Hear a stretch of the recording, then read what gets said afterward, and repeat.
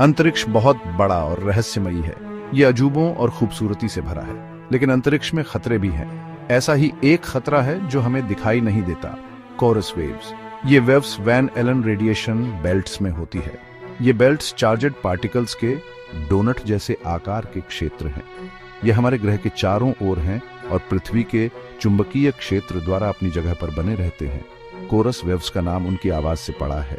जब इन्हें ऑडियो में बदलते हैं तो ये चिड़ियों के चहचहाने जैसी आवाज लगती है। हालांकि ये वेव्स ध्वनि तरंगे नहीं हैं, ये इलेक्ट्रोमैग्नेटिक वेव्स हैं। ये बहुत तेज गति से चलती हैं। तालाब में एक पत्थर गिरने की कल्पना करो। लहरें केंद्र से बाहर की ओर फैलती हैं।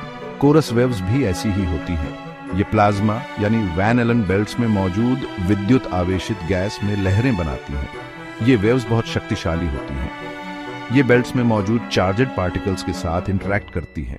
यही इंटरैक्शन कोरस वेव्स को अंतरिक्ष यात्रा के लिए चिंता का विषय बनाता है। बहुत समय तक वैज्ञानिकों का मानना था कि वे कोरस वेव्स को समझते हैं। वे सोचते थे कि ये वेव्स मुख्य रूप से पृथ्वी के पास पाई जाती हैं। लेकिन एक नई खोज ने सब कुछ बदल दिया। चीन के शोधकर्ताओं के नेतृत्व में वैज्ञानिकों की एक टीम ने एक बड़ी खोज की। उन्होंने नासा के मैग्नेटोस्फेरिक मल्टी स्केल MMS उपग्रहों के डेटा का इस्तेमाल किया। ये उपग्रह पृथ्वी के चुंबकीय क्षेत्र का अध्ययन करने के लिए विशेष रूप से डिजाइन किए गए हैं। उन्होंने जो पाया वो आश्चर्यजनक था। कोरस वेव्स पृथ्वी से पहले की सोच से कहीं ज्यादा दूर पाई गई। ये वेव्स पहले की तुलना में 3 गुना ज्यादा दूरी पर पाई गई। यह खोज कोरस वेव्स के बारे में हमारी समझ को चुनौती देती है। इससे पता चलता है कि ये वेव्स हमारी सोच से भी ज्यादा शक्तिशाली और व्यापक है। ये नई जानकारी बहुत महत्वपूर्ण है। इसका मतलब है कि हमें अंतरिक्ष यात्रा के बारे में फिर से सोचना होगा। हमें अपने अंतरिक्ष यान और अंतरिक्ष यात्रियों को इन शक्तिशाली वेव्स से बचाने के तरीके खोजने होंगे। कोरस वेव्स अंतरिक्ष यात्रा के लिए समस्या क्यों है? इसका जवाब इलेक्ट्रॉन्स को गति देने की उनकी क्षमता में है। झूले पर एक बच्चे को धक्का देने की कल्पना करो। हर धक्का ज्यादा ऊर्जा देता है, जिससे झूला ऊंचा जाता है। कोरस वेव्स उस धक्के की तरह काम करती है, लेकिन इलेक्ट्रॉन्स पर। वेव्स से ऊर्जा पाने वाले ये इलेक्ट्रॉन्स छोटी गोलियों की तरह हो जाते हैं।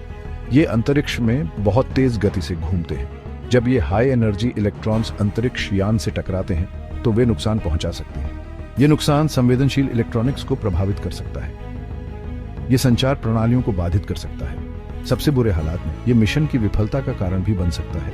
खतरा यहीं खत्म नहीं होता। ये हाई एनर्जी इलेक्ट्रॉन्स अंतरिक्ष यात्रियों के लिए भी खतरा पैदा करते हैं। ऐसे रेडिएशन के संपर्क में आना मानव स्वास्थ्य के लिए हानिकारक हो सकता है।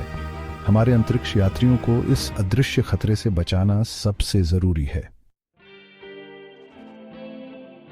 पृथ्वी से दूर कोरस वेव्स की खोज एक चेतावनी है।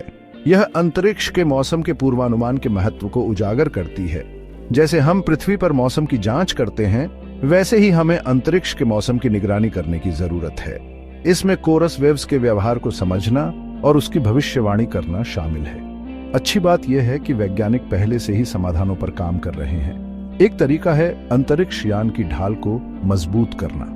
ज्यादा मजबूत सामग्री का उपयोग करके हम संवेदनशील इलेक्ट्रॉनिक्स को हाई एनर्जी इलेक्ट्रॉन्स से बेहतर तरीके से बचा सकते हैं। एक और तरीका है नई तकनीकों का विकास करना। ये तकनीकें कोरस वेव्स के प्रभावों को मोड़ सकती हैं या बेअसर कर सकती हैं। अंत में हम अंतरिक्ष यान के रास्तों को ऑप्टिमाइज कर सकते हैं।